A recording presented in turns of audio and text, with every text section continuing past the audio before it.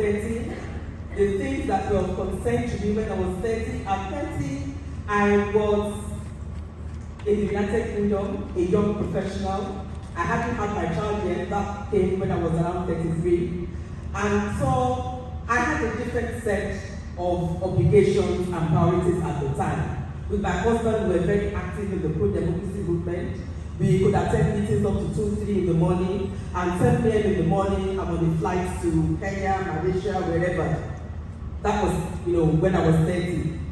Now, I have other concerns around how I can be a better mother, grandmother, community leader, and policy advocate.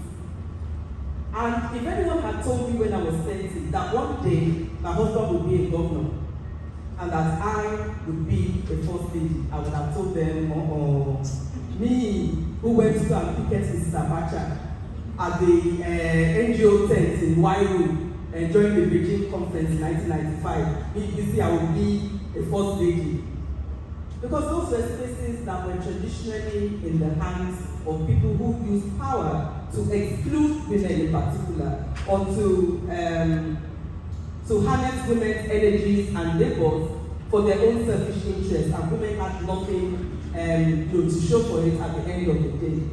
But then I found myself as first lady of the state.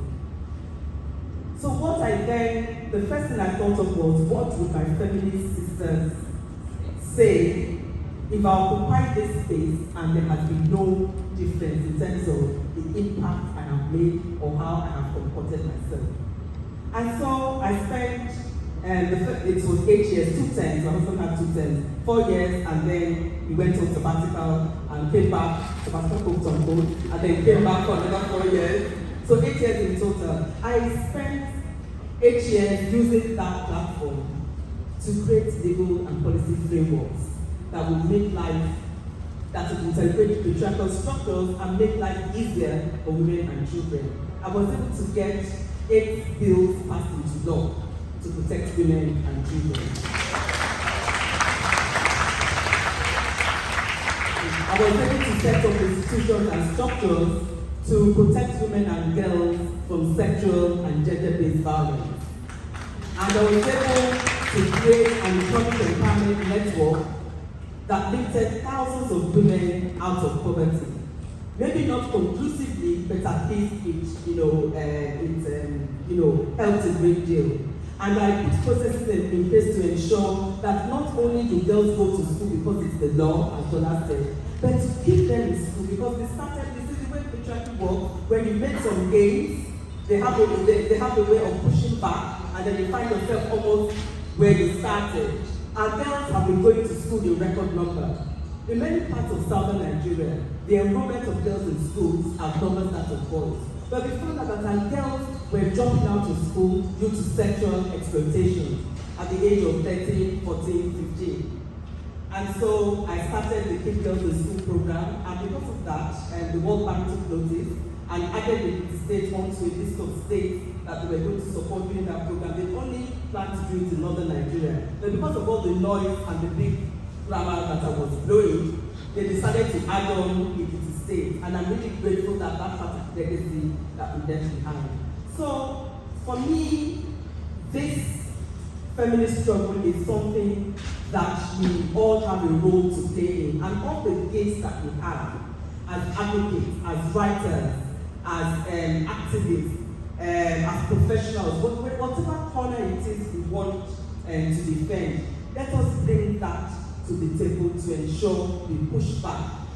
And if one generation is able to do things up to a certain point, the next generation will take it from there. I have nothing but great pride and love for the generation of women like Jola, who I know are doing an amazing job, and generations even younger than her. And after all the things that I have seen, do I look like someone who's going to sit by and allow my daughter? My niece is over there, she's my daughter as well. Bumi, stand up. Are you there? She's been married for 10 years. Do I look like someone who allow her daughter to go and sit in the house of some man who feels entitled to her body and her labor? and should have nothing to say about it, just like that preacher was saying this morning, that we feminists are the ones who are disrupting marriages. So if there are young women out there, because that's another thing I need to let young women know, please don't listen to the narrative that tells you that feminists cannot have relationships, or we are not entitled to relationships. We're entitled to love. We're entitled to love. We're entitled to sex. We're entitled to pleasure. We are also entitled to say no to people who disrespect us, who abuse us, and who want to minimize us, and who will only feel big when we are made to feel small. So don't let us fight that narrative. So if you come across a man who makes that work for you, wonderful. And if you've been kissing too many frogs and there's no prince inside, please be the beautiful princess that you were made to be, and keep stroking yourself.